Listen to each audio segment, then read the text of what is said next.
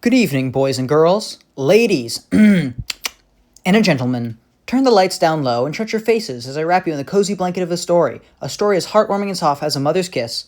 Or is it? Once upon a time, there was a site, but this wasn't just any site, children. This was Newgrounds, a place full of creators, hundreds of creators, best creators, one and all. This part isn't scripted if you couldn't tell.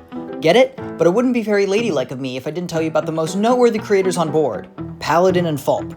They were like king creators of Creativity Kingdom, benevolent moderators to one and all, and the walking definition of some handsome gentlemen. Statistically, you didn't understand what I was referencing just now, so let's start from the beginning. Many years ago, when I was still ignorant of W-2s and such, I was having a conversation with my good friends about our lifelong dreams. After telling me that they thought the legalization of candle marriage would be absolutely crazy, I settled for telling them some of my more achievable dreams.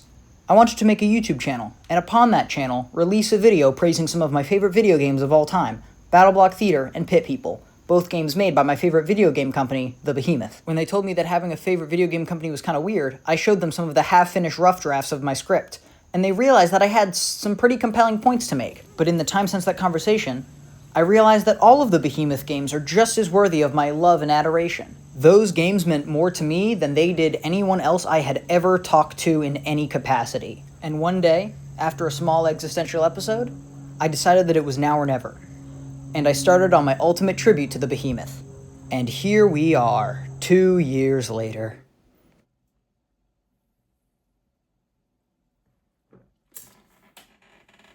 The Behemoth is my favorite video game company.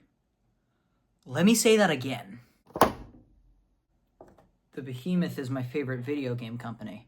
In this part of the video, I would love to tell you about the founding of the Behemoth, but if I was to go beat for beat, I could be here all year. Mostly because we'd have to talk about the history of Newgrounds, which is a very large, very sharp, but surprisingly tasty can of worms for another day.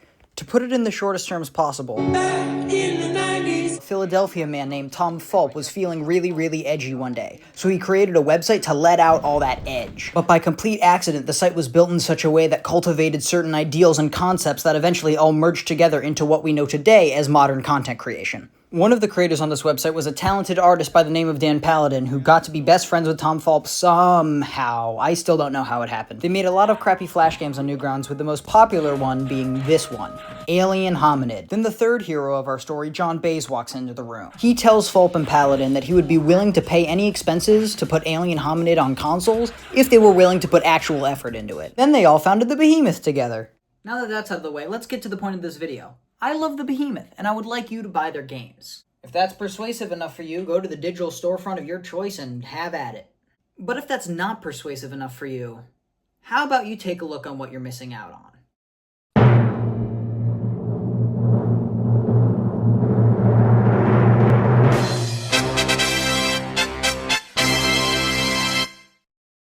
Was that really the best intro we had?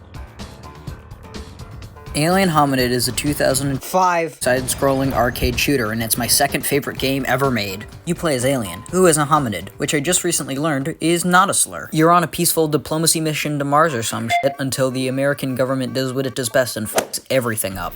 And he puts all his diplomacy exactly where it really belongs, directly into the castle of crap.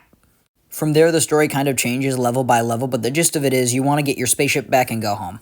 But there's one little problem. You see, if you didn't notice, you're an alien, and that means the entire male population of Earth wants you dead. I know like that sounds it makes the game hella difficult, and believe me, it does, but this little guy can really defend himself. He can run, jump, shoot harder, roll around, throw grenades, throw people, slice people in half, bite people's heads off, dig underground, and suffocate. And then there's the power-ups, and those things make him even more dangerous. There's green, purple, red, orange, and blue. All of them allow you to hit through multiple enemies at once, and all of them deal more damage to bosses.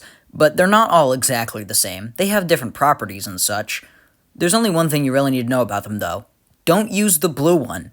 Blue sucks. The blue one freezes people, which sounds useful, but it really isn't. Because of the low ammo count and non-lethal properties of ice, this thing is terrible with bosses and terrible with groups of enemies. Just don't use this one. The controls of Alien are absolutely perfect. Yes, it's janky, but I think that's kind of the point. He does have a fixed jump and a weird, like, sliding movement thing, but it's all the same every time. He always jumps the same height whenever you press the button. He always walks the same distance whenever you press left or right. Yes, it does feel different from like a normal platformer, but it's very finely tuned to this game. After the first stage, you pretty much know what Alien will do and how he will do it at any given time. This game isn't something like Super Mario 64 or Pizza Tower where you go, holy shit, I could have done that the whole time? It's got none of that. Yes, the game is challenging, but that is not where the challenge comes from. The challenge comes from everything else. And trust me, the challenge is brutal. You will be dying so much, and in so many different ways. We've got guns, lasers, birds of prey, cannonballs, pudding hands, tornadoes, fire guns and ice guns, space bombs, land bombs, all the things I've already said except Russian, alien, dogs, electrocution, wood chippers, and robot fists. So many goddamn robot fists. Even the scorpions are out to get you, and as we all know, scorpions are natural pacifists.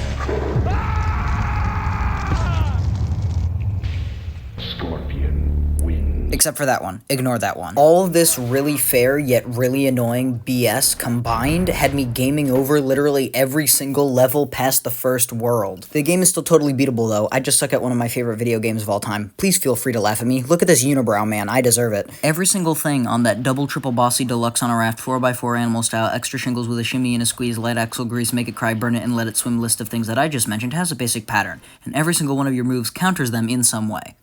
You can duck and roll under bullets because you're a petite little boy, and bullets are usually shot at eye level. Bombs, cannonballs, and things of the like have a wide AoE, but they are big and slow, meaning you got plenty of time to get out of the way before they blow up and melt your face off. Even the dreaded robot fists have a pattern to them. I'll get back to you when I figure out what it is. The difficulty curve of the game is perfect. It never feels like you're allowed to sleepwalk through any of the levels, which is a problem a lot of shooters like this have. My favorite example of the way the game evolves is through the basic enemy. The FBI agent. These guys die in one hit, you kill them without a second thought. But to be honest, these guys have way more developmental complexity than you think they do. In World 1, the FBI agent shoot you.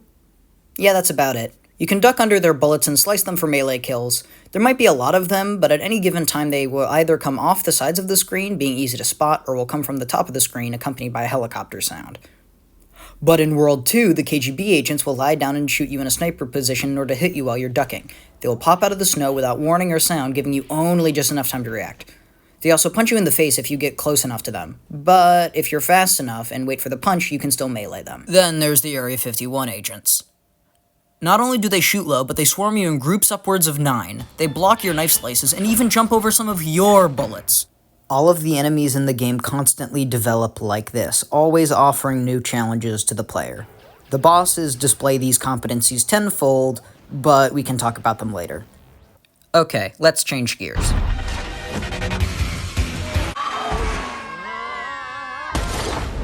This game's attention to detail is astounding. All of the Behemoth games have great attention to detail, but we're just talking about Alien Hominid right now. The joke details and the backgrounds in this game are astounding. In the city levels, all of the buildings are absolutely hilarious. I've already mentioned Castle of Crap, but what about Steakery Cakery? Or Harry Mommy Daycare? Dude, I want to go to Grease Glob. I want to go to Grease Glob so bad. Fisher Like Plants Pet Shop. We sell poisonous frogs. Everything else is dead. In Russia, the bears are just, like, chillin'. In Area 51, they send other aliens to attack you. In the space levels, you have to collect the pieces of your spaceship, and one of those pieces is a DJ speaker set that blasts Epictoons the entire time you have it equipped. During each of the mini-games, you've got— Wait a minute, did I just say mini-games? Yes. The Behemoth didn't think you would be satisfied with how short the campaign was for the price of the game, so they added a buttload of mini-games for you to try out. This is a thing they do in all of their games. Some of them might be hella fun, and some of them might be hella annoying, but all of them are memorable. You've got All You Can Eat, the challenge modes, the worst achievement ever made, and PDA games. This seems familiar. We're definitely putting a pin in this one. And speaking of putting— Cool transition time. We're finally at the bosses, and I think this game does a really good job with them. It's the most memorable part of the game for most people. I mean, Install Ball is on the front of the box for a reason. You ask someone this guy's name, nobody's gonna care. But you know damn well sure that they know who the Tin Man is. By the way, his name is Mikhail, and I love him. And yeah, that's who we're starting with. The Tin Man is the very first boss that you meet in the game. Tin Man. That's his name. Tin Man. That is what I will be calling him. His name is not Bustletron. Alien Hominid Invasion is incorrect. It's all propaganda. His name is Tin Man. That is what I will be calling him. He is not Bustletron. His name is Tin Man. Get out of my brain. He shoots a laser at not ground level and at ground level in order to mix you up and laser you twice. He also runs back and forth across the screen trying to hit you with his robot fists. And that's his entire moveset. Sure, he only does 2 things, but each time you hit him, it actually gets a small % faster. Meaning at the end, he can really mess you up. I know this sounds hellish for a first boss, but honestly, it really works. He's not really all that hard, but he's just hard enough to really give you a sense of the types of things this game will expect of you. And then there's Install Ball. He has the same moveset, but uses it differently. Instead of being a loop where it's punch, walk, laser, punch again, instead, he periodically checks where you are and then does his moves based on that. He will check if you are right next to him. If you are, he will punch. If you're not, he'll flip a coin and either laser or just keep moving. Because it's randomized and not a loop like the Tin Man, it's actually liable to catch the player off guard, which is really refreshing to see in the first level of a game like this. Overall, Install Ball is just a really fantastic capper to the tutorial level. And nearly all of the other bosses are just as well made, like Pudding Man, Alien Number 2, and Communism, the Robot. I mean, yeah, not all of the bosses are well designed, but like, it's a very nice ratio of good bosses to bad bosses. For right now, I want to talk about the most interesting bosses. Bosses that either do something really well or really poorly with their game design or their story. The one thing all of these bosses share in common is they come from the final world. Area 51. The marvelous Area 51. Land of paratroopers and difficulty spikes. All of the bosses in this world are really something else, but the one that is the most different are these boxes. But the thing that's different about them is that they're bad. A node will randomly light up on one of the 2 boxes, and if you shoot it, you will deal a minuscule, insignificant, just absolutely tiny amount of damage. But if you don't shoot the node in time, it'll shoot out an electric current and cook you for dinner with a side of lemons and fruitcake. If you think you could dodge every single one of those electric currents, then oh, how naive you would be. Because sometimes the nodes will light up red instead of orange, and if the red nodes aren't hit in time, you'll be fried harder than an Olympic rat swimmer on his last visit to KFC. This boss alone is the reason I've only played the game twice, once when I originally played it and once for this video. Next up is Simon. I know nowadays it doesn't seem like the most original concept for a boss fight, but this was like 2004-2005. This was pretty novel. I love the whole vibe this boss fight has. The chill elevator music in the background, the cat. All of the other boss fights before this one have been real hectic, but this one just wants you to take it slow and figure out what Simon's trying to tell you. After that is the final boss, and I can't wait for you to say, oh hey, I remember this guy. So yeah, Install Ball is a little miffed that he wasn't able to kill you the first time around, so he's trying it again. And this time, he's kicking it up a notch. Maybe even 2 notches. Probably at least 6 notches. I'm not a fan of his little bomb buddies and his giant robot fist, goddammit. But his weak spot is an interesting puzzle, and his lasers might be one of my favorite bullet hell moments in any video game. Spoiler alert for those who care. After defeating Install Ball, you apologize and befriend him. Together, you 2 destroy the rest of Nevada. So Area 51 pulls out the final trick. You've toppled the American government. You've killed the leader of Russia. You've murdered the entire staff and cargo of Area 51. And now it's time for the final boss. My girlfriend's husband. This whole game has been seeing how you react to bosses, but now it's time to see how you react to yourself. Just by looking at him, you can tell that this alien is literally just a better you.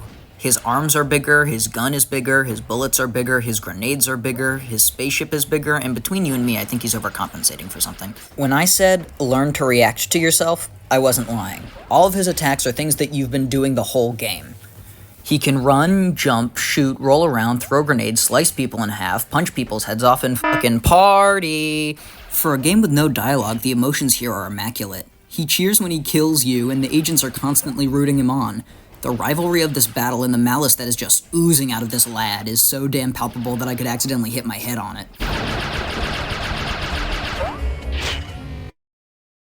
I promise I'm good at this game. This is genuinely one of the coolest bosses in gaming history. Every part of it. The dialogueless story, the music, the art, and the difficulty mixes together into one of the best final boss meals I've had in a long time.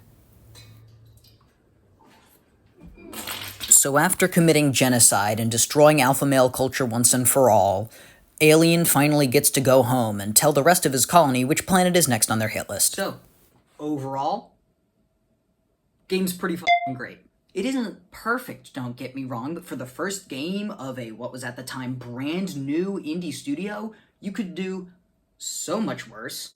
Does anybody remember Rareware's first game?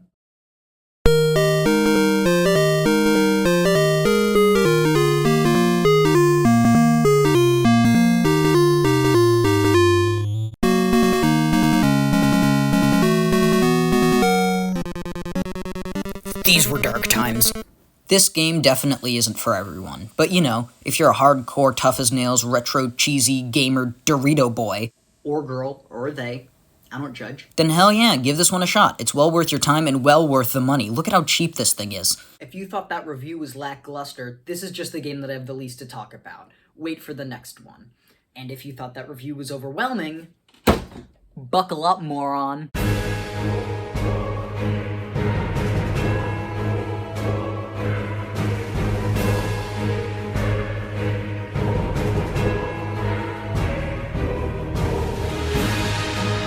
Castle Crashers is a 2008 arcade side-scrolling beat-em-up, and it's my second favorite game ever made. You control a collection of chromatic knights on a courageous crusade to collect the kidnapped princesses and kiss them. Licky style. I have no clue how that works with a helmet on, but you do you, buddy. The knights, just like our boy the alien, have a surprisingly wide array of moves to kill people with. Light attack, heavy attack, jump, shield, and use an item. Holding down the right trigger, I have no clue what button it is on keyboards, will activate your magic juice and allow you to turn any of those previous commands into magic commands. You can use light magic, heavy magic, magic jump, and jump magic. You have to choose your character at the start of any game. You have the 4 default knights to pick from upon booting up the game for the first time.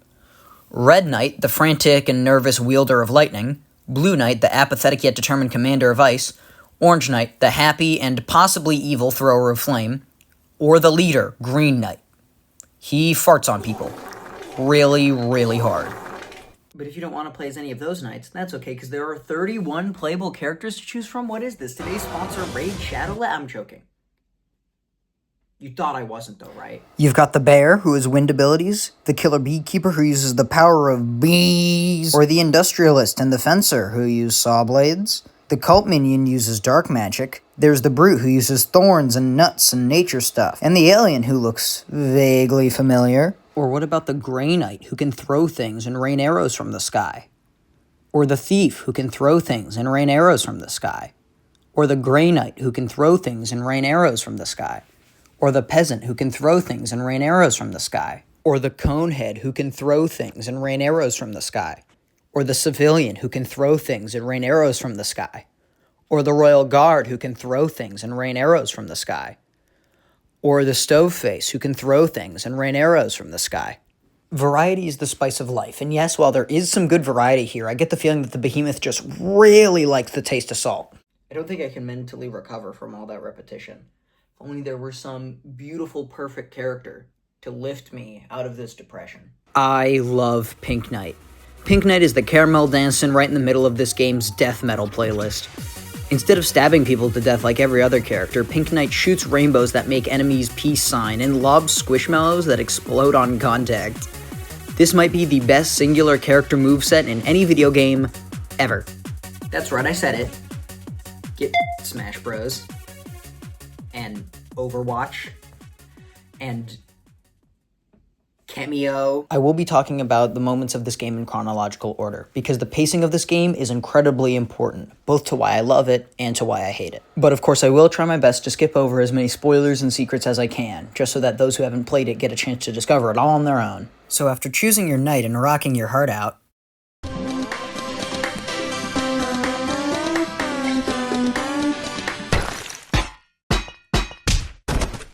a Grey Knight falls down the stairs and dies.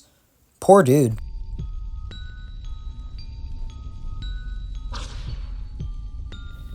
The king's magic gem thingy gets stolen by the evil wizard man, who we have to go kill. But because we're not easily motivated, I guess the princesses are stolen too, so that we can go get them back. Sure, why not?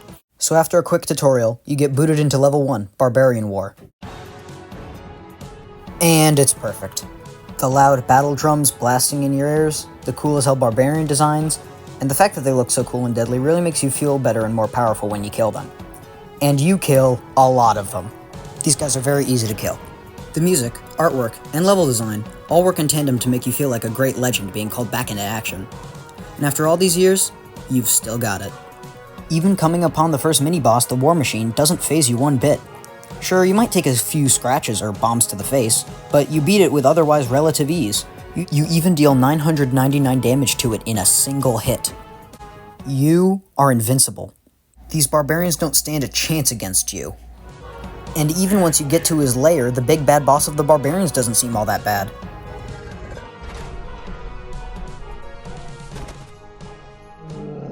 This is gonna be a piece of cake.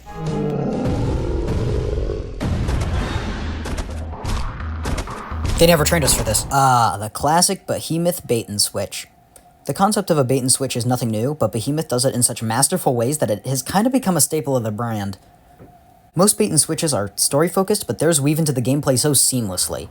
Case in point, the Barbarian boss. Nobody cares how powerful you were, because right now, this big old beefy boy is here to bring you back down to earth and humiliate you.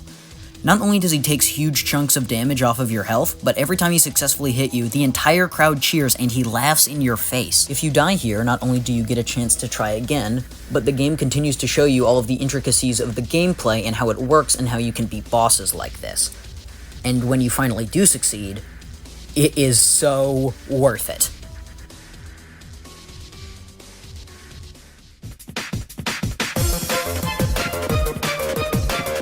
And that's how you start a f***ing video game. Take notes, Nintendo. In order to save the 3 other princesses and beat the Dark Wizard's ass into next week, you need to find the 3 golden relics, which will let you sail across the land and find whatever you need to find. The compass can be found in the humble abode of the blacksmith. You go inside his giant slave antler frog in order to get new weapons, and you talk to his haunt nurse GF in order to get weird animal buddies that give you buffs. You'll be coming back to this guy a lot, but for now all we need is the compass and a weapon that isn't one of the default ones. Now that we've gotten everything we need, let's find the relics and save whatever princesses we can along the way.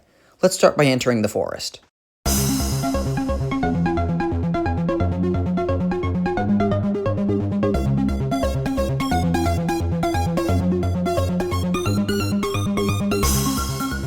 This game's soundtrack is nothing short of perfect.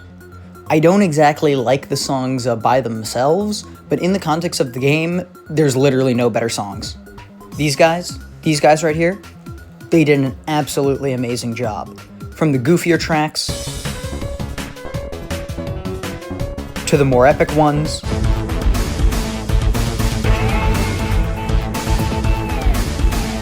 and even the absolute bangers.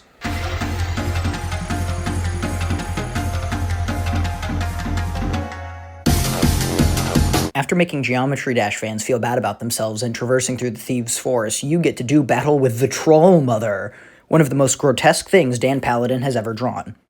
I know she doesn't look that bad right now, but just you wait. Oh, just you wait. Killing the Troll Mom forces you into this big chase scene set piece with this other bigger, scarier troll. It's essentially just turbo tunnels from Battletoads. I will say it does have my favorite music in the game. Great job, Waterflame. I will ruin it for everyone, though. Tech Hawk honestly sounds like you put every kind of guitar there is into a blender and then made it sound good.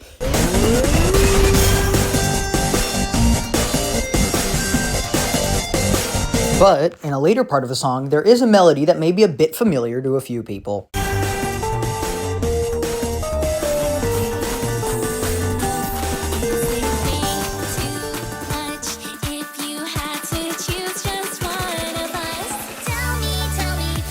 Yeah, I know it's not the same tempo, like at all, but listen to it on your own time. They're basically the same.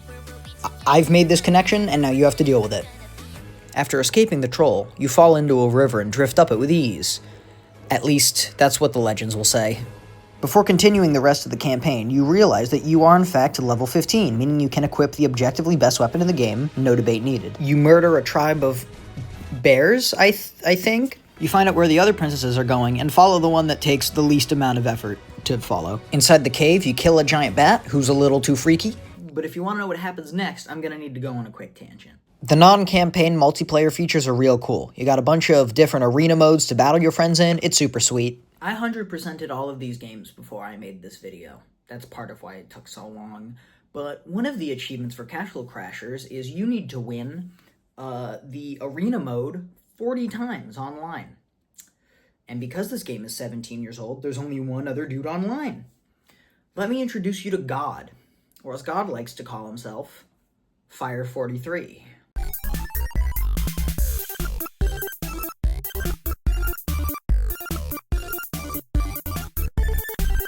How am I supposed to deal with this? This guy knew things about this game that even I didn't know, and I know Tom Fulp and John Bays, 2 out of the 3 founders of the company that made this damn game. Speaking of which, hey Dan, if you're ever free, maybe we could... So after making a shrine and doing some sacrifices... Buddy, if you don't do this, I can't 100% Castle Crashers, okay? Fire finally decided to let me win 40 times in a row so I could get the achievement. And then we went our separate ways. I continued to film footage for this video, and he continued to grind arena against people who aren't playing the game. Till a couple of days later, he goes, "Yo, what's up? You need any help?" No, in fact, I did not need the help. But this is Fire we're talking about.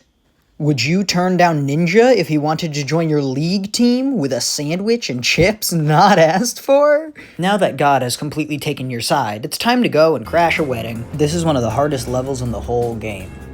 Mostly because, if you're leveling up at the expected rate, this should be a little too much for one person to take on their own. It throws waves upon waves of cone heads at you. Not only do they deal way too much damage with both their lightsabers and their bombs, but they're also heavy enemies, meaning that juggling, that weird thing you do where you hit someone up into the air and then you hit them so much in the air that physics does not allow them to come back down again, is like 5 times harder to pull off on these guys. But with the heat Fire's packing, it's not really even that bad.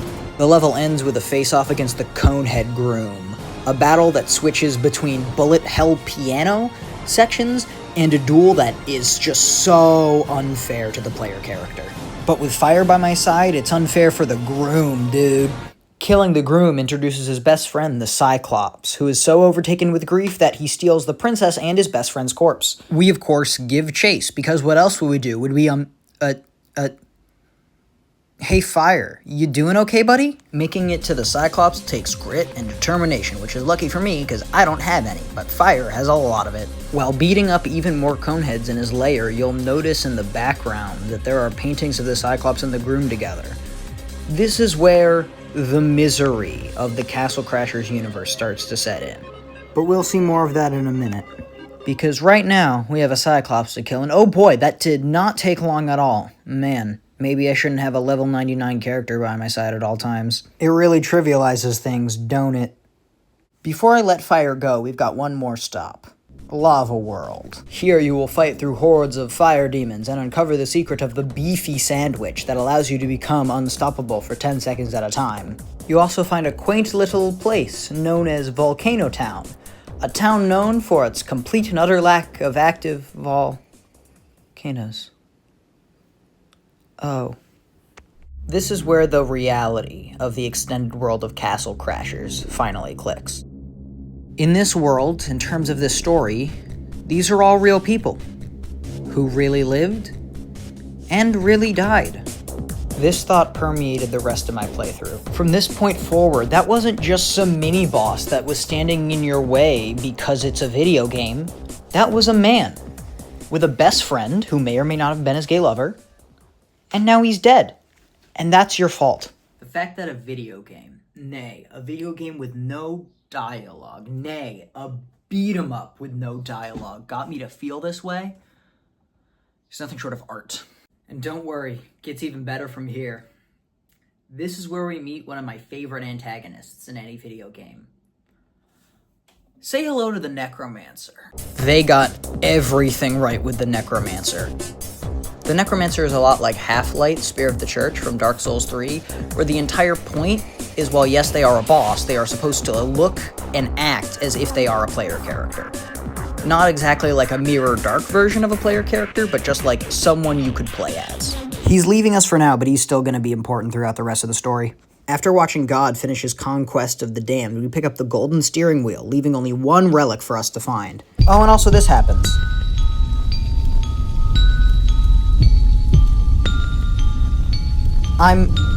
I'm sure this won't be an issue. After kindly saying goodbye to fire, you break into the industrial castle via the power of Sigma Skibbity Riz, and then...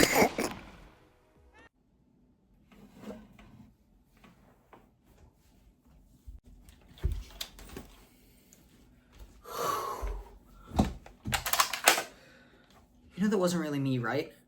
I would never say anything like that. At the end of the industrial castle, you find the spyglass, the final relic you need to travel to the other side of the land and find the remaining 2 princesses. And here is where I would like to voice my issues with Castle Crashers. I would like to introduce a new trope that is in every single Behemoth game. It is also in many other games that exist in this day and age. Something I'm calling the abysmal third quarter. The tutorial of every Behemoth game is awesome. Up to the halfway point of the gameplay still feels fresh and new and super cool, and the final boss will most likely be one of the most climactic and epic moments in any game you've ever played. So what happens between the halfway point and the end of the game, you ask? The law of the abysmal third quarter is split up into 2 parts. The first part states that the longer you play a game in a single sitting, the more boring the fun parts become, leaving the bad parts more visible to you. And the second part states that for some reason, unknown to the human being, video game developers just really, really love making the halfway point to the finale of their game one big long play session. This is a trope that's in many games. Sonic, Pokemon, the Plants vs. Zombies Garden Warfare 2 campaign. There's just that one session of gameplay that goes on for just a little too long, and your perception of the game really starts to shit itself. But no game suffers from this trope as bad as the Behemoth games do. But what problems start to show themselves the longer you play Castle Crashers in particular? Well, it's mostly about how robotic the campaign feels. It isn't exactly the same every time with the RNG and whatnot, but you can't change it a whole ton and have totally different experiences. It ends up landing in the exact sour spot of replayability.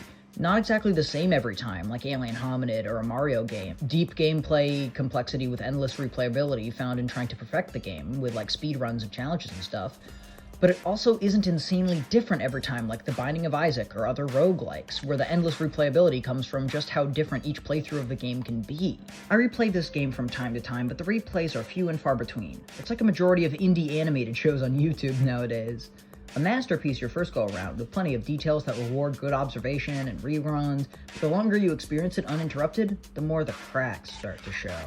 I have no clue how Recordless does it. Playing a single video game for an entire YouTube career seems hellish.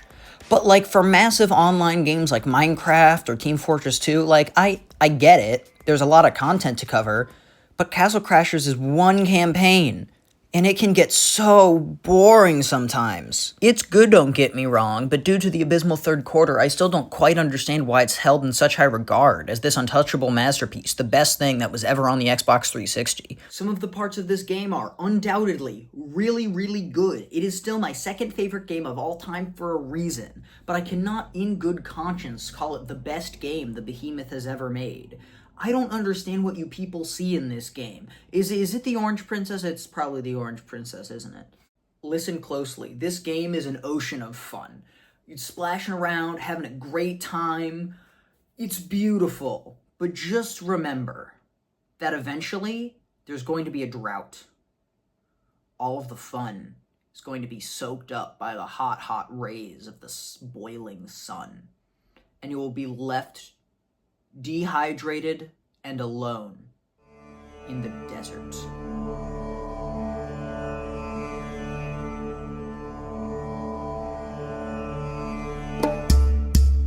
Depending on your general skill level and how many times you fucking die, this level can take anywhere from, 15 minutes to over an hour. The longer the hot desert sun beat down on my sweaty little knight, the worse it got.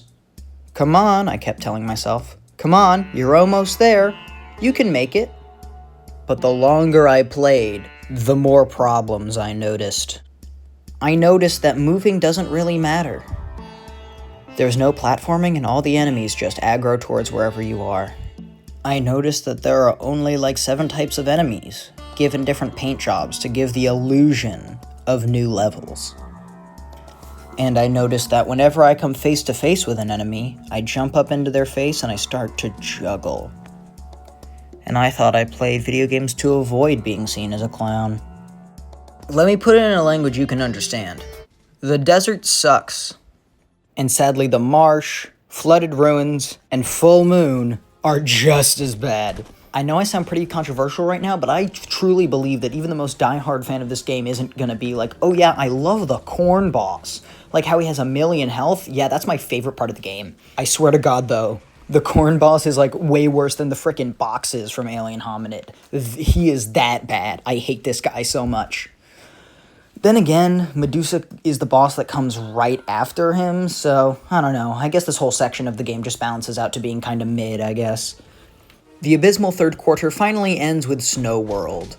A level that, well, yeah, is just as long as the other 3 levels from beforehand, definitely has more going on to keep you on your toes, like ice towers or slippery physics. Snow World ends with a fight against the Frost King, one of the longest fights in the whole game.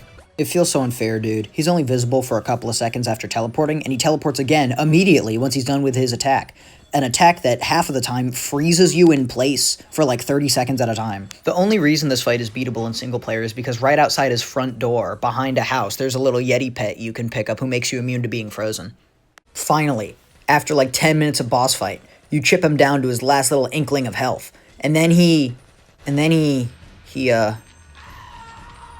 Oh, God. I am so sorry, man. Why does this game want to make me feel bad for killing bosses? They're bosses. That's what you do. It's a video game. This isn't some experimental indie horror where they're trying to figure out how to Pavlov the player into hating playing the game. This isn't BioShock. This is motherfucking Castle Crashers. Why are they doing this? Am I thinking too deep into this? Am I just too smart? Saving the blue princess means there's only one left. Orange. Beautiful orange.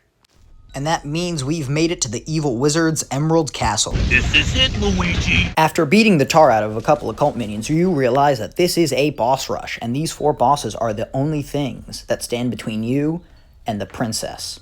And also the crystal, maybe. I don't know. Jury's still out on that one. First up is the painter. He paints. I really thought this boss rush was going to be more climactic. It's a pretty simple boss. He runs around, spawns kooky little painting monsters that explode if they run into you. There's Herbert. Hi, Herbert. Overall, while the theming of the boss is nice, I find the gameplay a little underwhelming. I mean, I guess that's why they're making a whole DLC for him, huh?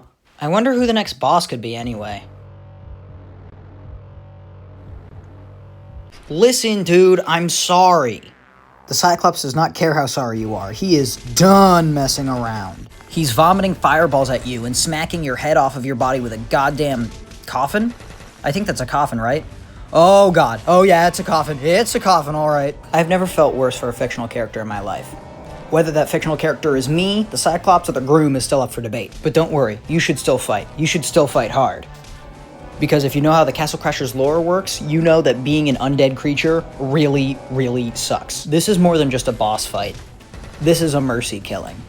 And these 2 guys are begging for mercy. Who's here to face off against me next, huh?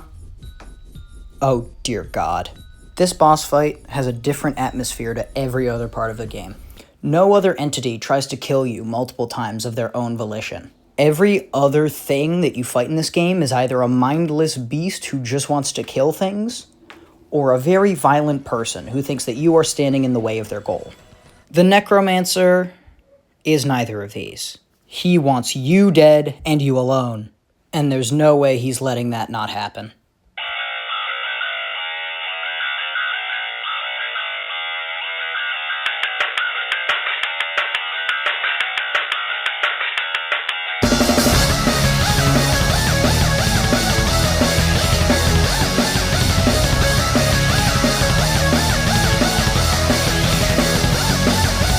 The Necromancer summons one of every unique enemy that's been seen throughout the game, and makes you fight them all at once just to make sure that you're worth the trouble for him.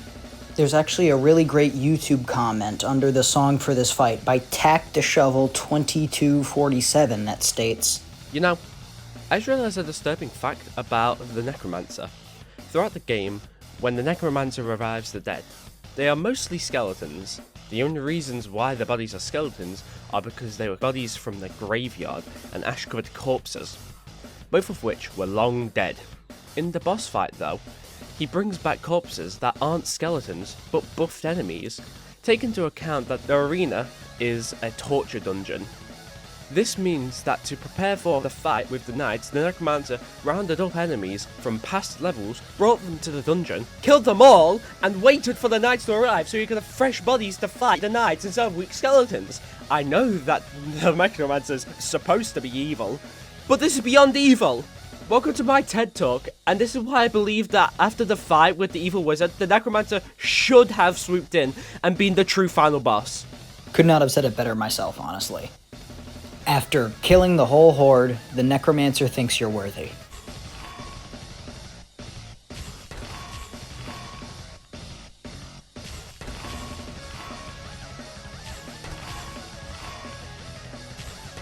Detail.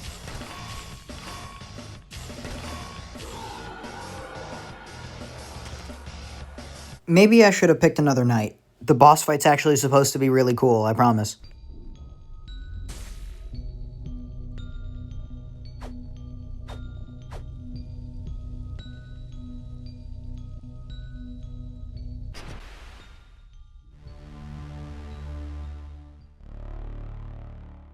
For the crystal and for the princess.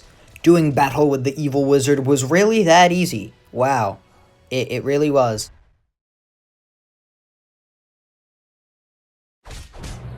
Hey, how's it going? Yeah, I lied. The evil wizard has more phases. The classic Behemoth bait and switch is back in full force. My pants were so shitted the first time I saw this.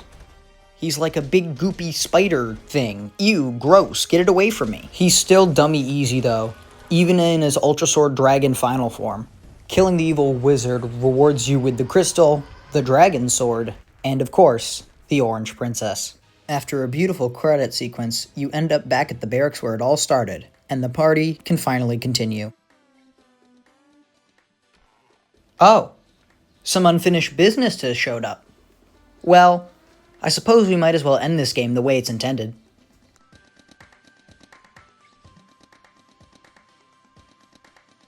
God damn it, I've been clowned again. I've said this a million times, and I'll say it again. Clowns can be funny, scary, whatever, but clowns can't be sexy. That's a proven fact. I mean, just look at me. How does this keep happening to me? Is Castle Crashers in cahoots with Ace Attorney?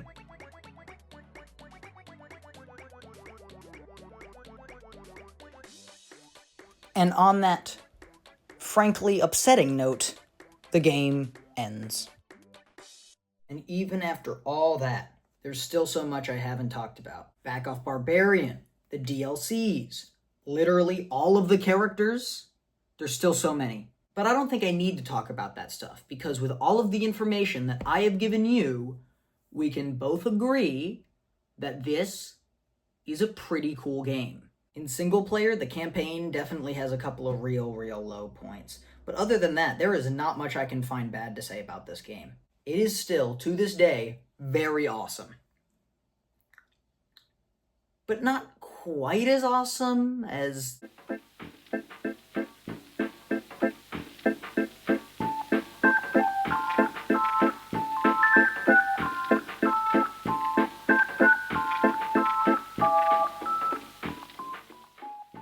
Battleblock Theater is a 2013 arcade acrobatic puzzle platformer, and it is my second favorite game ever made. You play as a large group of friends who crash land on an island and are forced by an army of feral cats to compete in death-defying obstacle courses, completely naked. Hell yeah, alright, I'm into this. This game holds a very special place in my heart. Sure, that may seem weird seeing as this game has a literal dedicated fart to explode button, but I need you to trust me when I tell you that this game means something to me. I was but a young lad playing on my first edition Xbox One.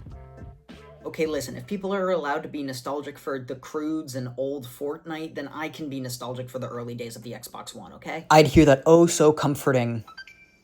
And for the next 3 hours, I'd be living the dream. Skylanders. Check it out! This is my sarcastic face. The Lego Star Wars games. Use the Force in fun new ways. Project Spark, which I'm still convinced is the best thing Microsoft will ever do. Really? Where's the rest of you? Oh, I almost forgot the best part. And who could forget Rayman Origins and Legends?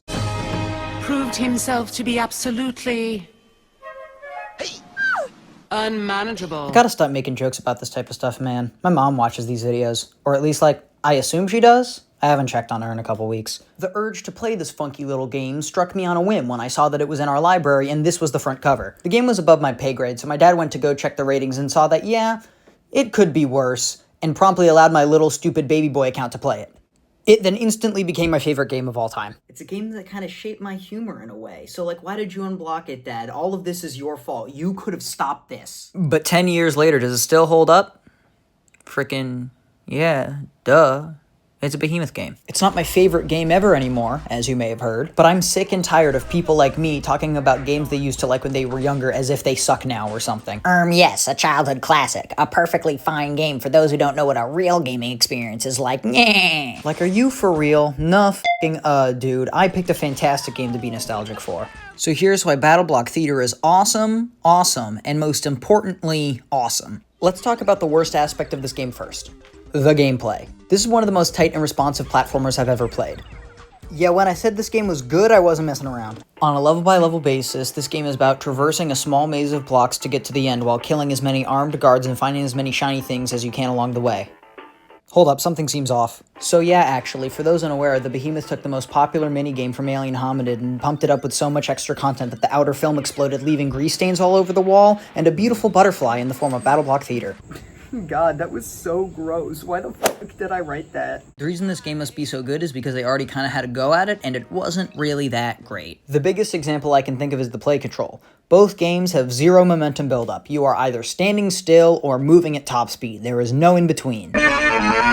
This works to your advantage in Battleblock Theater because you can always predict where your guy is going to be. Your run speed is always the same, your jump arc is always the same, and before the Rackalope chase even begins, you know if you're going to be able to survive it or not. But in PDA games, it all makes it dysfunctional. Not only do you have the tiniest, most infuriating amount of startup and wind down to your running animation, but you've also got a jump arc you've got to commit to harder than me in a relationship. Listen, ladies, no matter what, I'll promise hold on, are you putting up the nerd picture from earlier? Okay, dick move. The point I'm trying to make is that in Battleblock Theater, the controls are so responsive that whenever you die, it's always your fault. Unlike in PDA games where I can never get past the 6th level. In essence, they made the game feel more consistent, if that's what you'd call this. If you look at the best 2D platformers, they all kind of have the same ideal of speed and momentum.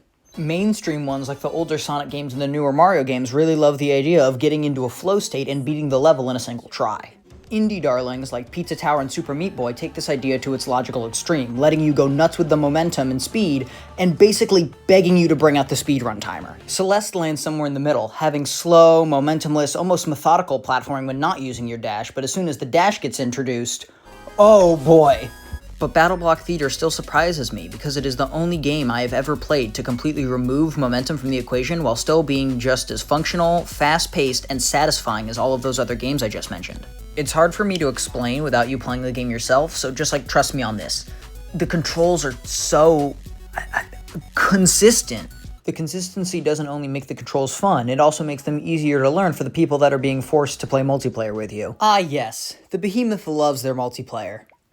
Perhaps a little too much, even. The biggest problem with the Behemoth games, aside from the looming specter that is the abysmal third quarter, has gotta be that they are way worse single-player experiences than they are multiplayer experiences. The latter half of Alien Hominid is way harder without a buddy to play it with, and single-player Castle Crashers may be the worst experience I've ever had in a game I like. Battleblock Theater bucks this trend by feeling less like a good multiplayer game with poor single-player implementation, and more like a good single-player game with fantastic multiplayer features. It's Mario Kart, not Smash Bros. Are you picking up what I'm putting down?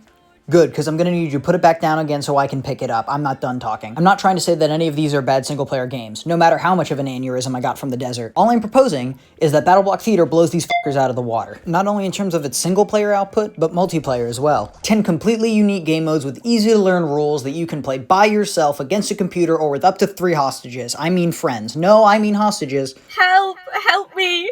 I'm scared! I don't know where I am, but it's cold and dark and it smells like Hoyoverse in here! And I don't want to sound like I'm getting paid, but none of the game modes are duds either. They are all incredibly fun and function exactly how they're supposed to with that tight and responsive platforming that we all know, but only I appreciate. PDA Games took a leisurely evening stroll so that Battleblock Theater could break the goddamn sound barrier, flip off Quicksilver, spit on the Flash, and fuck it, punch A-Train a couple times in the face for good measure. What's with all this talk about gameplay? Nobody cares about original, innovative gameplay anymore. And even if we did, This game sucks. Doesn't even have a battle pass. No, we gotta talk about what really matters in today's day and age. PG-rated sex appeal. Can you smell how bitter I am about the modern gaming landscape? As of recording this video, currently the most competent AAA video game company is Bethesda. Something's fucking wrong, guys. Anyways, I forgot. What was I talking about? That's right, sex appeal. William Andrew Stamper is a writer, actor, animator, and internet comedian who was pretty popular back on Newgrounds. Give me a second here. I'm gonna scan my crowbar. He did the sound designing and recorded a couple grunts for Castle Crashers, but in Battleblock Theater, he finally gets to do full spoken word monologues. It's the best part of the game, it's the thing he's most famous for, and it's the thing I was referencing at the very beginning of this video. But it wouldn't be very ladylike of me if I didn't mention the most noteworthy friend on board, Hattie Hattington. But I don't think there's much else the average Joe Schmo would actually know him from. He played Sir Pentious from Hazbin Hotel in the YouTube pilot, not the actual Amazon Prime show. And the fact that he was missing was not the reason the show was bad, but it would be funny to pretend like it was. A long time ago, he got interviewed by that person that made the Anka Animal Crossing animation from a couple years back.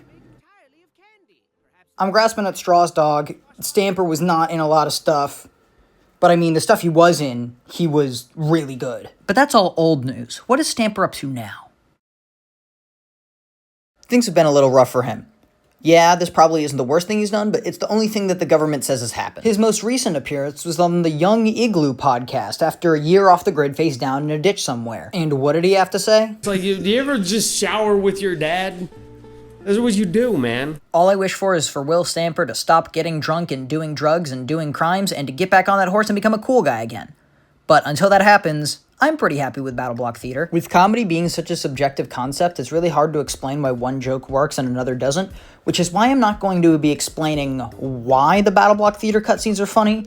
I'm more going to be explaining how they're funny. I'm not going to be explaining how cake works on a chemical level. I'm just going to give you the list of ingredients. I think the culprit for why most of these jokes function as well as they do is because of Stamper's comedic tropes that he was allowed to take with him and the ones he was forced to leave behind. He's playing essentially the same character that he has in most of his sketches, that of a wildly offensive nutcase who is just as whimsical as he is short-tempered. But there are two big differences.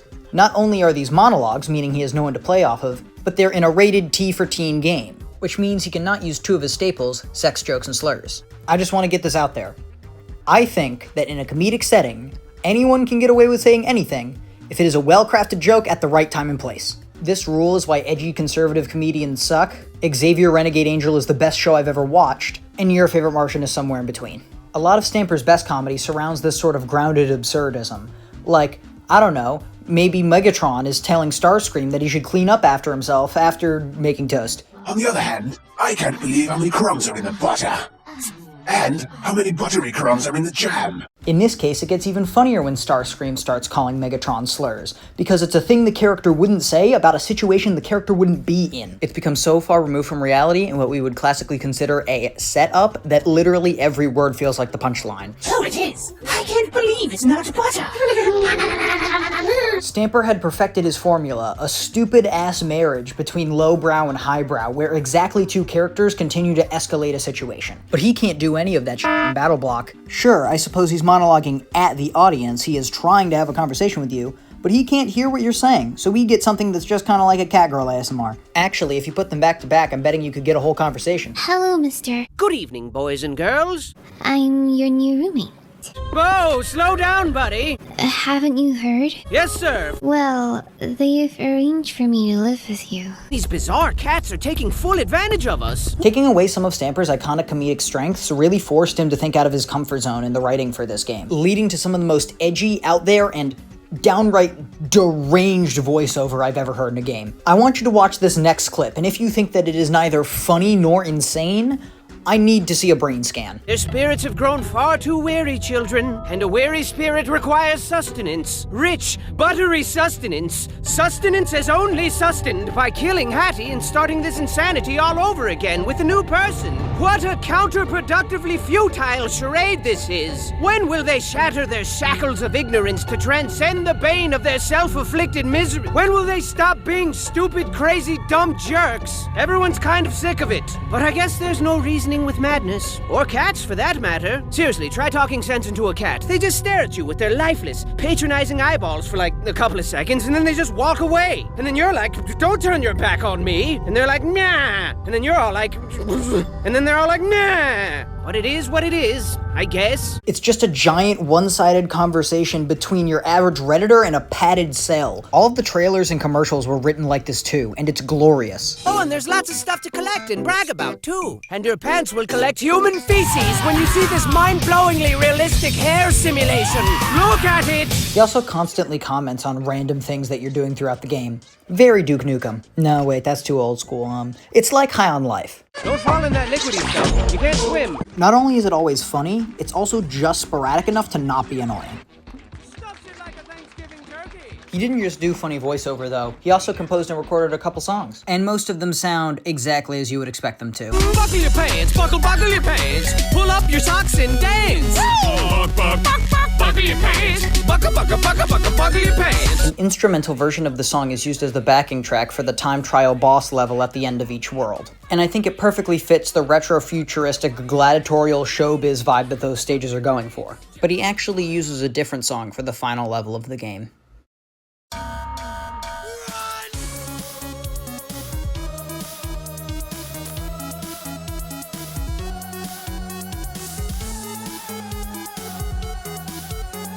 I have it on good authority that he composed and recorded this song high on coke, but that's enough of Stamper's tracks. What's the rest of the music like?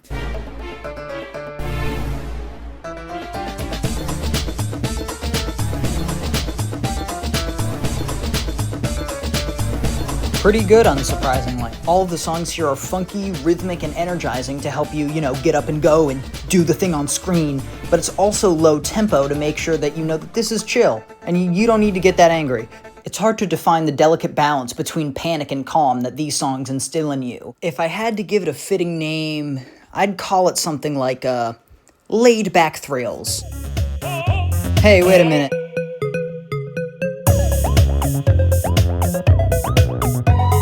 Patrick Catani is a really good composer who just happened to be on the Rolodex of random artists that were forced to make music for Battleblock Theater. And as time walked on, his work from this game ended up becoming the most popular.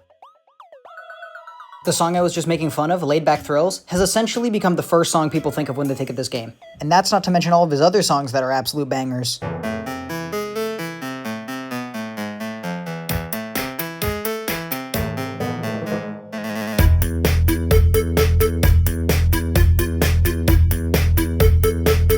I don't think you quite understand how much people love this music. On the Behemoth merch store, you can buy a vinyl of his album Video Game Music. Half of the songs are from Battleblock Theater. The other half are from a random game that the Behemoth doesn't own that nobody cares about. The Behemoth decided to print that vinyl with their own money without any support from the creators of Blocks in Space. That sounds like a bad financial decision to me, but apparently it's been working out a little bit. No offense to the creators of Blocks in Space, but if you look up their own game, you get results for the Behemoth vinyl. Patrick Catani's Battleblock Theater music is so influential that it overwrites the existence of other games he's composed for. And the best part is, none of this matters. All the stuff I've been talking to you about isn't even the main point of the game. It was all a front for Mario Maker. Yeah, actually, this game had a level editor the whole time, and it was kind of the reason the game was made in the first place. If my research serves me right, the rest of the game fell into place after they decided they were going to make a game with level editing and level sharing support. It's pretty fleshed out, all things considered, and exactly what this game needed to keep it from dying out in under a month. I'm happy the level editor is here, because this is what gave the game its longevity. Without it, nobody would remember the scene that set up for the sequel, where Princess Peach's corpse killed Mega Malloy with a green laser at the bottom of the ocean. Wait, did I just say sequel? Yes.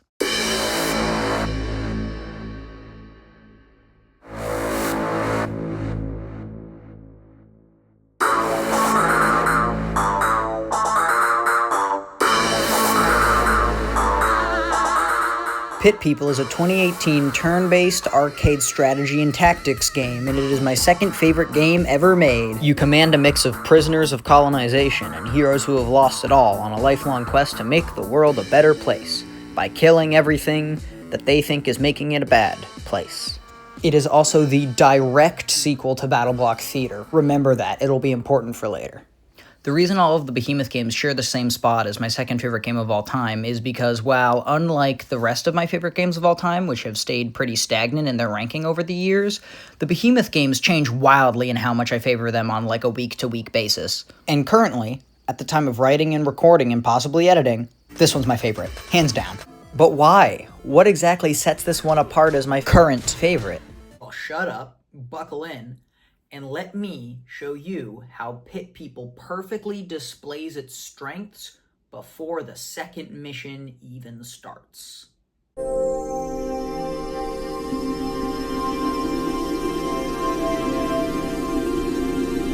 We are introduced to this world through a cataclysmic event where apparently a space bear, whatever the that could possibly be, crashes into the earth and rains down emerald blood on everyone, causing them to both go insane and act like they're in a turn-based strategy game. I wonder what could have caused that to happen. Now that we're acquainted with the world, let's jump into the story firsthand.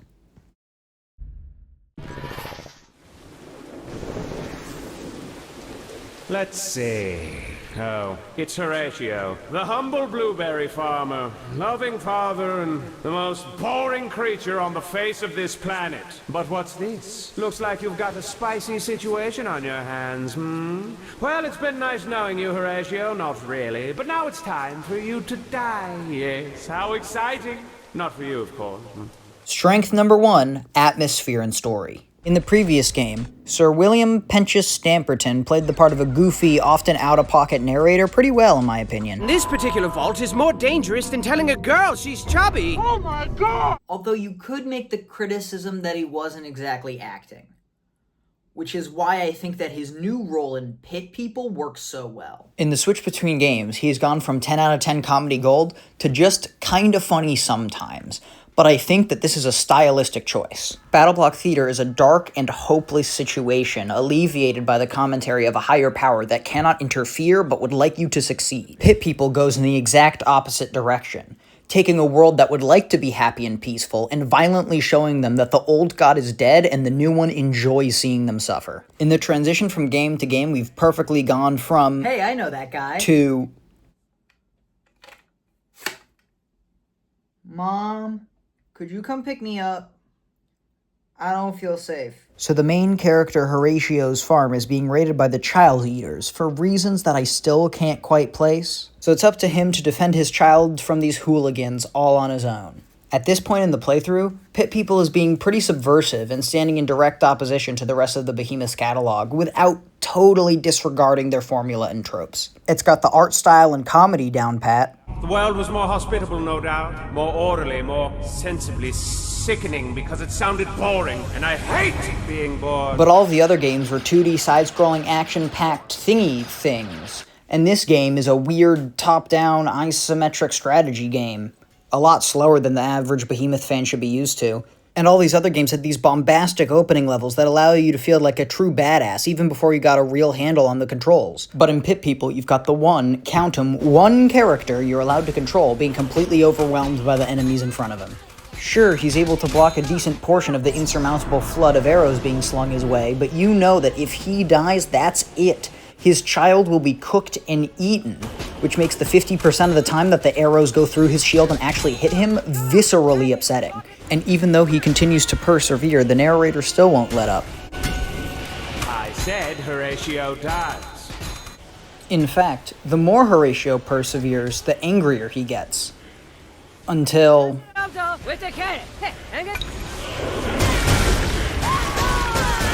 I said Horatio died! Oops! Butterfingers! How you say? With his son dead, home destroyed, and furious bear bloodstorm above him, really the only thing Horatio can do is look for shelter. Luckily, he finds a castle nearby. And who or what is in this castle? A beautiful lady. She looked hungry. Horatio shared his blueberries. No, you shared your berries. How generous of you. Her name was Pipistrella. And an army of, I think they're called Helmets, are laying siege to her castle. We are also introduced to Princess Pipistrella's dad, King Papastrella, who almost immediately dies. What is it with this game and family death? But before he dies, he's able to toss his scepter over to Pipistrella, which allows us to become acquainted with Strength 2, gameplay and strategy. You're not stupid. You've played a video game before. You know that if the game you're playing is calculating how much damage one entity is dealing to another entity, you know that different conditions may change the damage of the attack. Yeah, yippee, a type chart. That's nothing new. But I think the things Pit People does with the type chart are very interesting. More specifically, the fact that it's manually balanced. It's not like in Pokemon where, oh, a super effective attack always deals double damage. No. Each weakness on the type chart is fine-tuned to the type of fighter it's attached to. Let's take Pixies, for instance. Pixies are, for all intents and purposes, busted. So as penance, electric attacks deal double damage to them, which is insane, by the way. It is the most debilitating percentage weakness in the entire game. But I think the Pixies deserve it. Why? One word. Pyrokinesis. Honestly, if I was on the receiving end of that, I'd want to electrocute that little bastard too. On the other side of the AoE spectrum, you've got mushrooms that do way less damage, but apply poison, which deals damage over time. Therefore not much of an instant threat, therefore not as overpowered, and therefore their damage weakness is a lot less bad. Heavy helmets have got to be my favorite thing in this game though, in terms of its balancing. The Behemoth definitely knew how good it was because it's the very first thing you learn. Helmets lower your attack but raise your defense. And I'm talking a lot of defense. It also has extra defense against swords, nothing too special, you know, just the game's fundamental damage dealer. There is one thing that ignores the armor's defense buff, mallets. They're heavier than swords but do less damage. Okay, why would you want to deal less damage just to pierce through defense? Wait, are you telling me that they don't just pierce armor, but they also deal bonus damage to armored enemies on top of that? I thought it was impossible to be in love with a fictional weapon from a video game, and yet here we are. It might not be the most complex interaction in the game, but it's my personal favorite. It's just so satisfying. Just let me at him. I could watch this all day. The standard mallet also has the highest crit rate of any weapon in the game, except no it doesn't, even though it totally does. It's like the frying pan from TF2. Nowhere in the code does it say that, but the proof is right there on my screen, so like, which is it, dog? Anyways, after expertly showing those fuckers exactly where their soft spot is, Pipistrella and Horatio find their way over to this game's hub world. The Marvelous City. Land of sun and heat. They said it couldn't be done. They said it was too avant-garde, but I showed them all. You can make 2 references to Ratatouille in a single video, and it doesn't even have to be 2 different references. Inside the pit, yes, the pit, from Pit People, we meet Yosef, who joins our party and teaches us about ranged characters, our HUD, and my favorite thing about this game's gameplay, your tactics and positioning, or lack thereof. If your eyes have been functioning as intended, you've probably noticed that all I can do in this game is move my little guys around. Attacking, defending, all that jazz is automatic. Some people don't like the fact that you don't have that much control. I think it works great. In today's day and age of 100+ hour AAA experiences that use every single button you can get your hands on,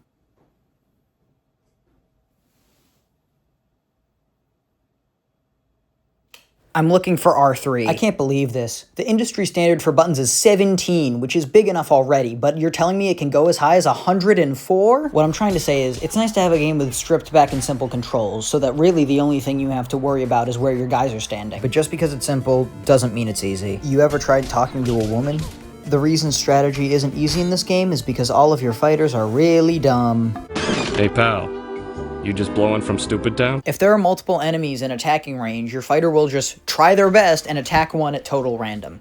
Thematically, it makes them look like they have free will, but gameplay-wise, it makes some of them look really smart, and some of them look really, really stupid. So a lot of the strategy, especially in competitive play, is trying to mitigate the amount of free will they have. It feels less like you're a captain in complete control of a powerful military squadron, and more like you're a coach for a failing elementary school sports team. Come on, Horatio, you should have gone for the Cyclops. He was right there. Pip, you're doing a great job. Take these $5 and go buy something from the snack stand for yourself. Then you introduce ranged units like Yosef into the mix, and like, we need a positive version of the word exacerbate, because this is exactly what it does. See, Yosef here is a thrower, meaning that he can either do melee combat or ranged combat, depending on how far away his target is. He does the same amount of damage no matter what, but only when he throws his axes does he have a chance to stun his targets, which seems pretty unrealistic, to be honest. I mean, I've never tried it in real life, but like, I'll believe it when I see it. So you pretty much always want to be throwing the axes, right? Optimally, yes, but if you want to play that way, you'll have to switch your brain into big brain mode. Why? The targeting.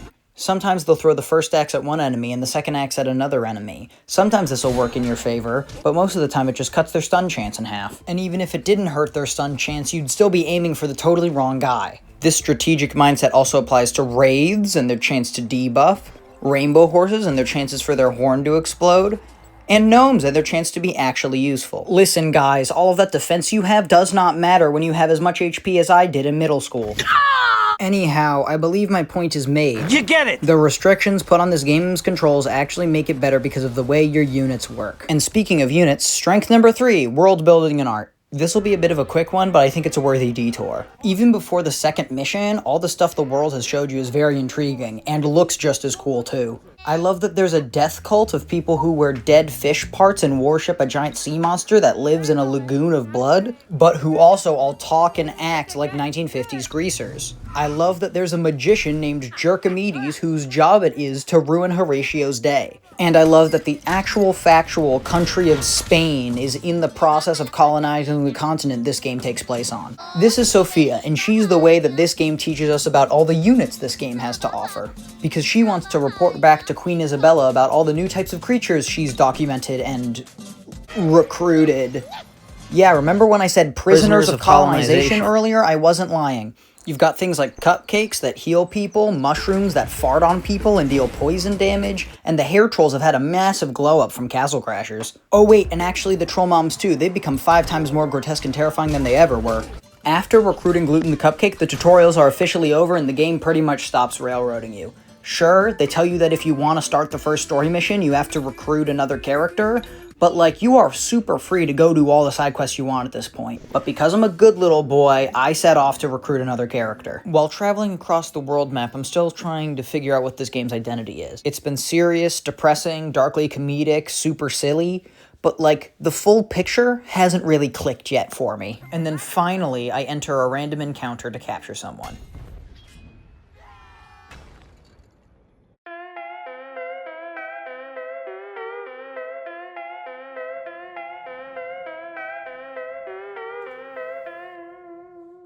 Do you not get it?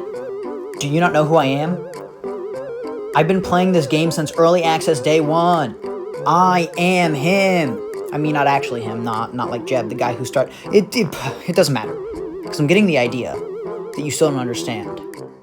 So let me show you what I mean. I'll blow you to bits on this track without any remorse, like the explosion from the horn of a rainbow horse. I will roast you so hard that your parents divorce, and even gluten won't be able to restore your life force. Hold up, let me turn on the setting for gore, so I can correctly beat your ass with my Cyclops.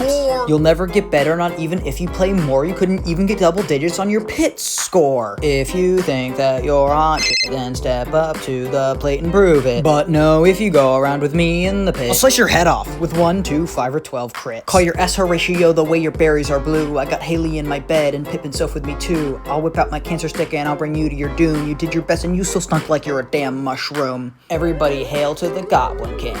Fully dripped out of my goblin bling. My minions answer the call whenever I ring. Keep swinging on that sword, dude, I don't feel a thing. Like the speckled horseman, you gotta stay calm. You don't wanna mess up with all that power in your palm. Dropping that shit on you because I'm the bomb. Are you a hair troll? Because I'm pretty sure this is your mom. Strength number 4, music and sound design. In Minecraft, yes, stay with me, depending on what biome you're in, it'll play a selection of biome-specific songs on shuffle. It's always random, but it's always the same selection of songs per biome. So tell me why when you go to Google and look up Minecraft Sunset Song, the first thing that comes up is a video for Mice on Venus?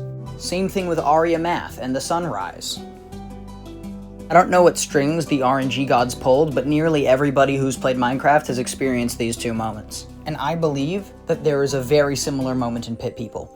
Every single time I have started a new save file, gotten through the tutorials, and gotten to my first random encounter, the song that always plays, despite Pit People having a very similar song selection mechanic to Minecraft, has always been Goblin Bling.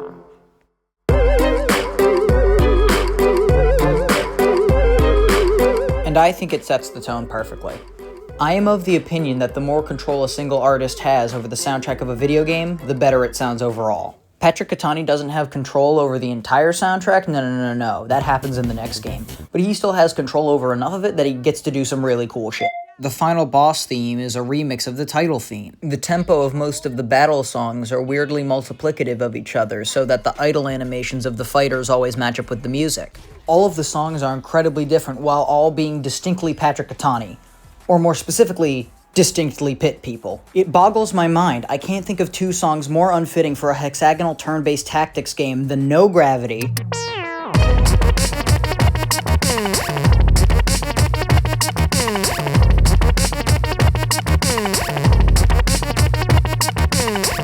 and Revenge of the Psycho Sack.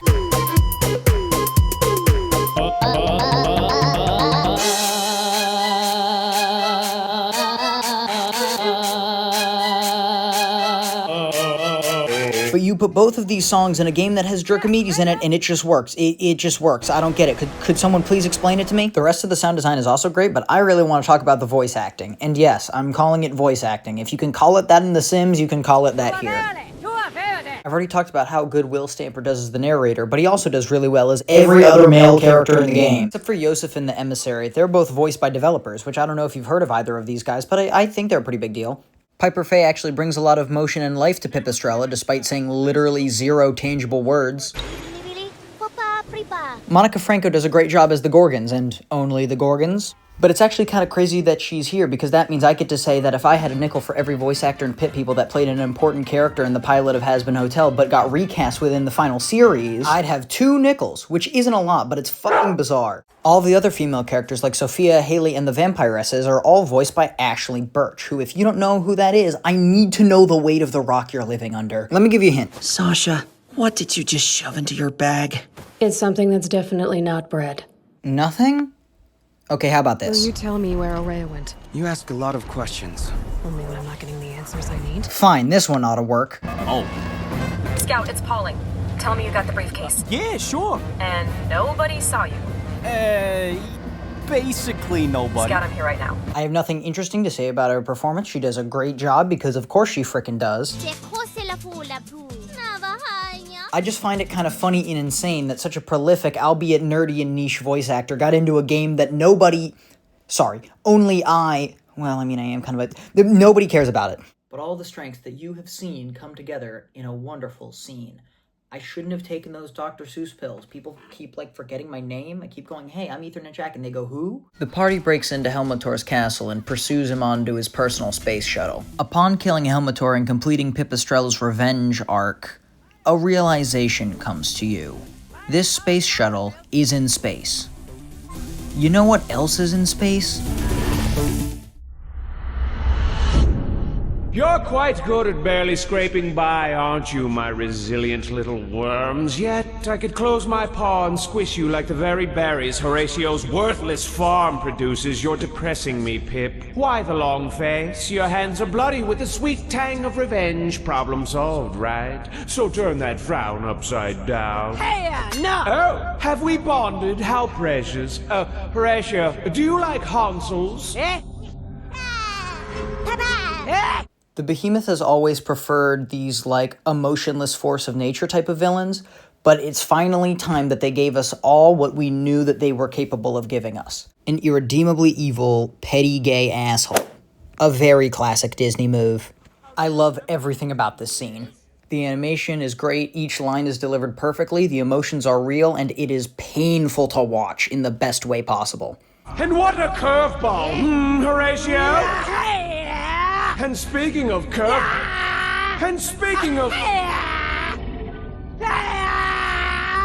up! And speaking of curveballs, I think it's time for you and your ragtag crew of flunkies to return to that worthless rock you call home and rot in uncomfortable despair for the rest of your days! Ah! Sayonara! Sayonara! Sayonara! And that's where the story mode ended. In the beta. I know that there's more story to talk about, but I think I'm gonna stop here. I could talk about this game for way longer. Trust me, I could. But I don't think you guys have the next 3 days free. So instead of continuing to rant about hair trolls and Madam Megabats and Jelly the Pulp, I think I'm gonna start ranting about...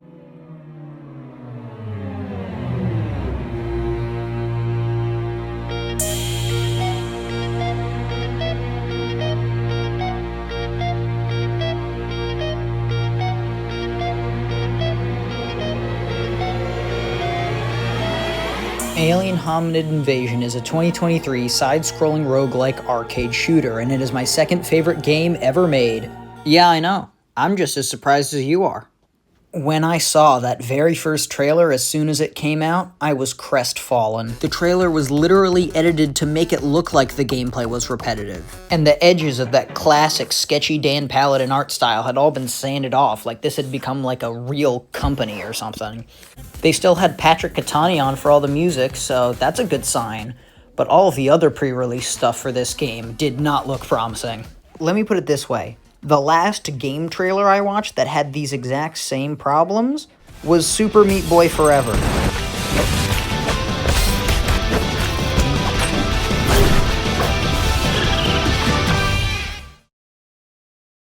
You can see why I wasn't feeling too excited, right? This was it, I thought. It's Jover. The Behemoth had lost their secret sauce. But I am so happy to announce that I was wrong. This game fucking rules. After all that diplomacy that the alien committed in the first game, the entire rest of his mothership declares war on Earth. And 19 years of travel later, they get there and start an unwelcome incursion on another's domain. The word escapes me right now, but that doesn't matter because the FBI are prepared, and so begins the War of the Millennium. Each run, you need to traverse a randomized map of randomized levels to reach the boss stage. Each level is filled with a bunch of agents that drop data when killed. After gathering enough data and sending it up to the mothership gives you a random objective, like bringing a bomb from point A to point B or killing a bunch of purple guys. After completing 3 objectives, or 2 objectives if you're a weak little loser who doesn't enjoy having bonus points, you get to leave the stage and move on to the next one. Rinse and repeat till either you or the boss is dead. There are quite a few people who do not think Alien Hominid Invasion is as good as I think it is, and it mostly comes down to their thoughts on the gameplay loop I just talked about. For most roguelikes, the gameplay loop has to be tight enough that you'll be willing to do a bunch of runs back to back to back. Some people say that Alien Hominid Invasion doesn't have that tight enough of a gameplay loop, and I'm here to say that they're wrong. What makes it so engaging to me is the combat. Or more so, the way the combat works in comparison to the original. When talking about the original Alien Hominid, combat is kind of a strong word. Really, the only thing you're doing is looking for enemies' cycles and the right time to attack them. It's kind of like Punch-Out in a way. Now, in Alien Hominid Invasion, all of the projectiles have been made much bigger and much slower. Yes, this is to make them easier to dodge, but the only reason they're easier to dodge is so that the Behemoth can fill up every single inch of the screen with them. Everything that can hurt you has been made green so that you know exactly what to look for, and your dodge roll doesn't just go under bullets anymore, it goes straight through them. And these changes put its combat more in line with modern roguelikes like Dead Cells or Hades, where the only reason you ever stop pressing the attack buttons is to get the hell out of the way.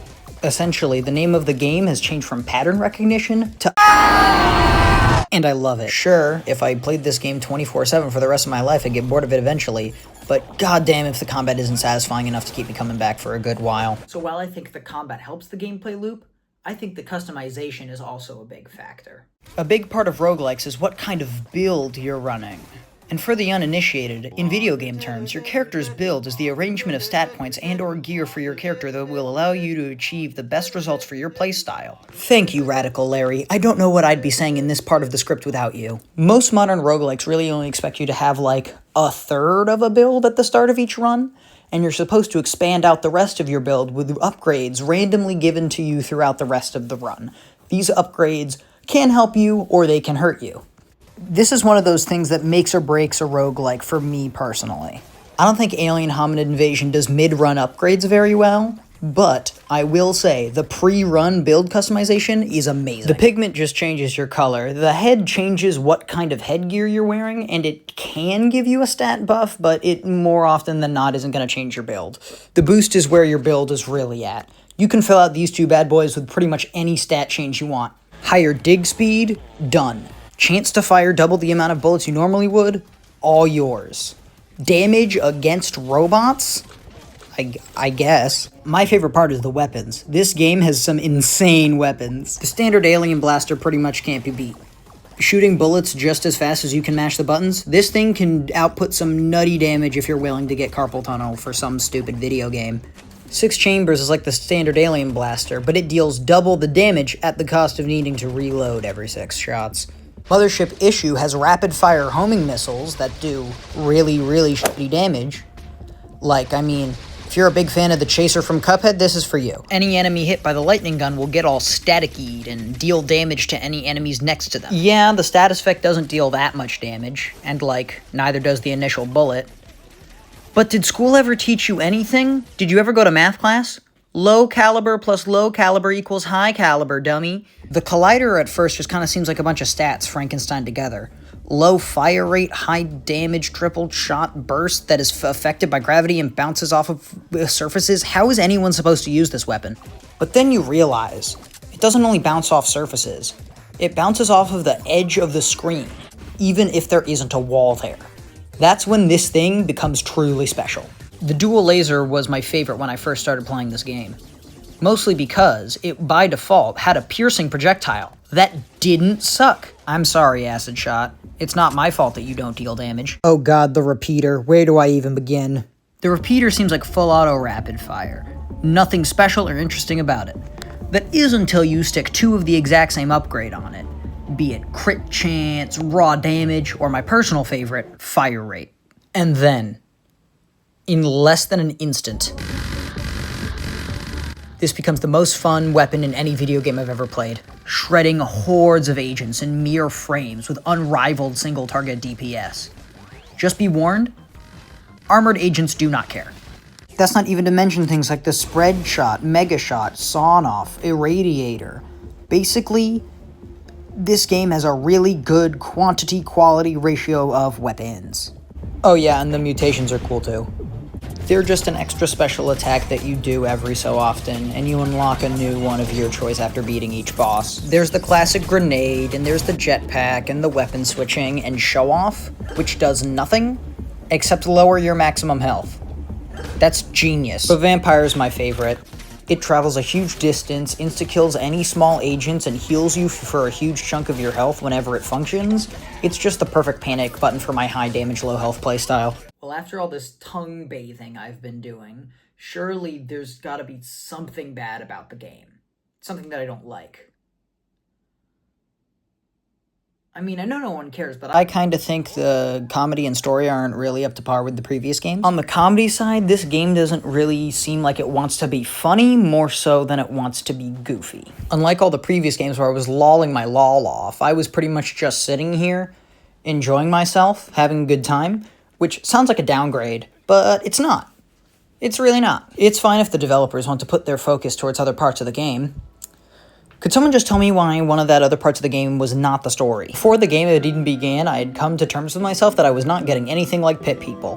We will never be getting anything like Pit People ever again.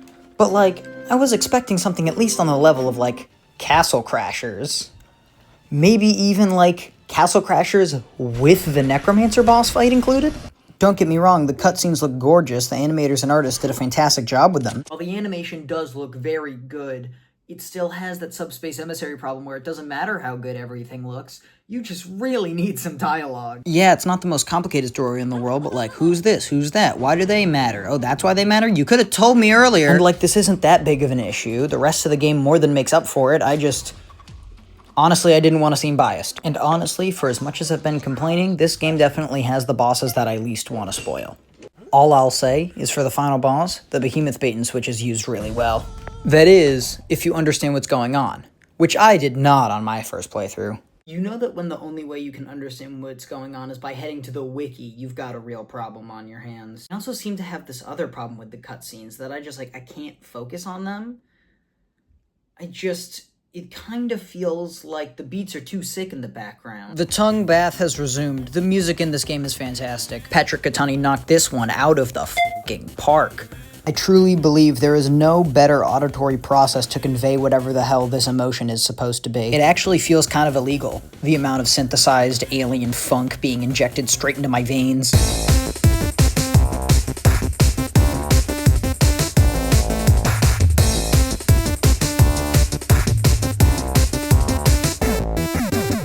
Now, Now this is what I call a brat summer, am I right? The longer you spend in a stage, the more dangerous it gets. And to pair up with this, the songs add more instruments and become generally more chaotic the longer you stay in a level. By the time you get to the ending stretch of each stage, it kind of feels like when the Doom music kicks in, T for Teen edition.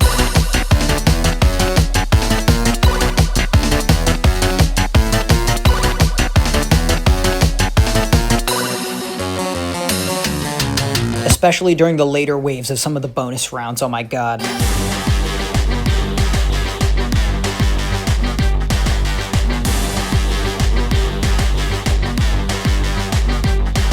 mean, the Behemoth knows how good the game in this music is. The Behemoth clearly knows how good the music in this game is.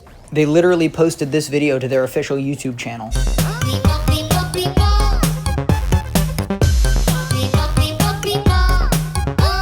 And like, yeah, it's a little cringy that they're trying to force the memification of the level complete song. I myself looked at this video the other day and thought, pshaw, you cannot force a meme onto the people. And then of course I wake up 2 days later with what stuck in my head?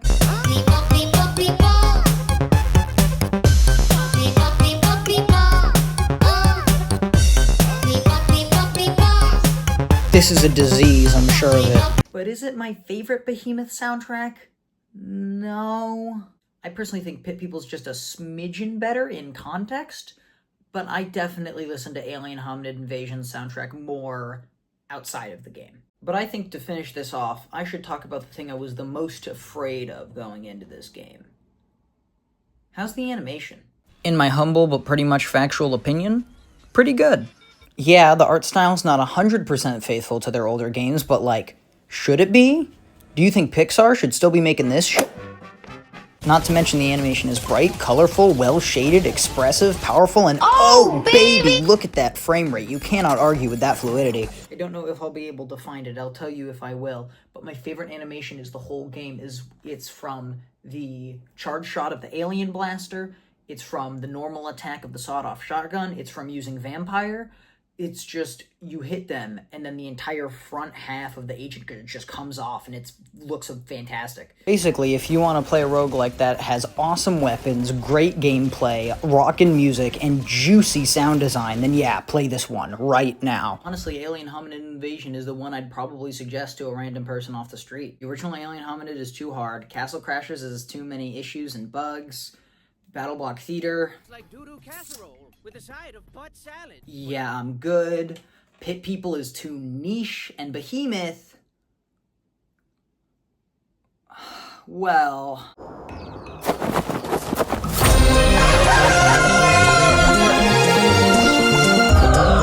Behemoth is a 2024 arcade bird-based baby collecting simulator, and it is my second favorite game ever made, I guess. Remember an hour and 15 minutes ago when I said that Alien Hominid was the game I had the least to say about? Well, I lied. You Flappy Bird your way through the infinite yonder, dodging food and sharp objects so that you can collect as many baby chicks as possible while periodically banking them for points in your rainbow nests. I've heard people call this game absurdist, but like, I don't know. Dodging flying fruit sounds like a pretty normal day to me. Ow. I clearly need some more practice. This game is perfect. Yeah, I said it. It's not supposed to be a groundbreaking experience that'll leave you in tears, but like, was Donkey Kong? Was Tetris? Was Pac-Man? The pack is back! You know what? Fair enough. This one did leave me in tears. That face would be enough to make anyone cry. Games like this aren't supposed to be grand. They're supposed to be so simple that your mom could pick it up and so addicting that you'll want to go for that top spot high score. And Behemoth nails it. It really feels like a classic fun arcade game just with modern graphics and a sophisticated physics engine. If I'm really nitpicking, the closest thing I could find to a flaw is this game is currently only on Steam. If they put it on Switch or, oh my god, even mobile, oh! Doesn't matter who, when, why, or where. I'd be whipping this bad boy out all the time. And that's pretty much all I have to say about Behemoth. Both the company and the game.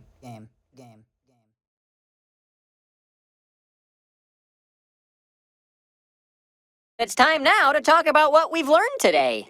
I'm the Behemoth's biggest fan. Sure, I may not love all their games equally. Pit People is currently my favorite, and Castle Crashers is currently my least favorite, but all of this could very well change tomorrow when I start playing Alien Hominid Invasion again and my jaw drops so low I start drooling on my controller. They're my favorite video game company not only because they make quality games on a consistent schedule, but also because they have never made a bad or underhanded business decision before. And if they continue to make original and unique games, I don't think they'll ever make a bad business decision. Yeah, that's right. I think them making Castle Crashers 2 or Battleblock Theater 2 would be a bad idea. Deal with it. Boy, with all those fantastic games the Behemoth has made, they must have made a ton of money, right? The Behemoth hasn't had a hit on their hands in over a decade, and the money from Battleblock Theater and Castle Crashers can only coast them so far. The recently announced Painter Boss Paradise DLC for Castle Crashers seems like it's going to be the shot in the wallet they need, but we won't know until it releases, will we? This is a problem with the video taking like 2 years. It did release. It seems like it's doing well, like algorithmically, but I actually don't know the numbers of how well it's selling. This company means a lot to me. I have vivid memories of coming home after a long day of school and getting my ass beat by the buff alien, or telling my mom that they had added a Chog boss fight to the new update of Pit People. And to see the Behemoth go under would be really, really sad for me. So if you've watched up to this part of the video, please do a favor for me and buy a Behemoth game. If you already own a Behemoth game, buy the rest of them. And if you are a freak like me and you own every single Behemoth game, buy them as a gift for your friends. And that's pretty much all I have to say on the Behemoth. Although, there is one thing I'd like to say before I end this video off.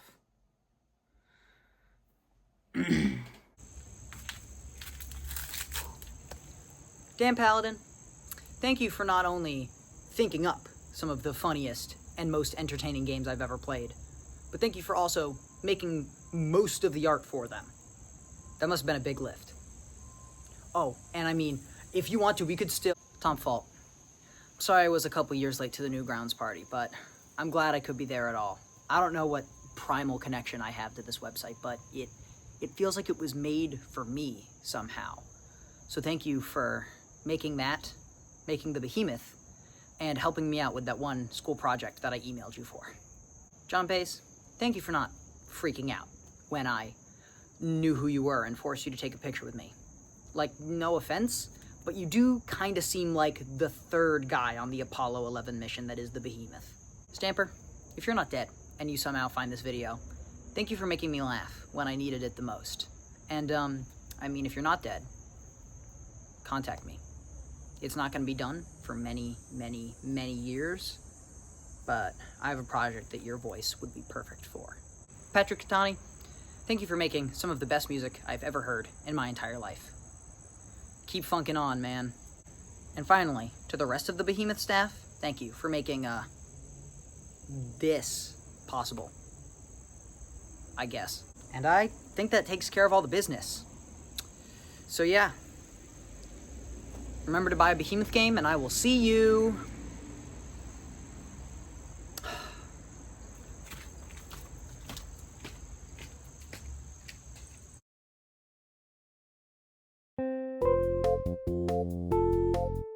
I'd like to give a big thank you to my friends Epictoons, Nevergon, Basilgal, Arthur_YouTube, Funsubs and ME for making the thumbnails for each segment of this video. I'd also like to thank aaryndvatkinson for animating the opening sequence, Jessie 3 for voice acting the Necromancer bit, Nevergon again for pretending to be kidnapped, and Stain Talkton for composing the song that you are hearing right now.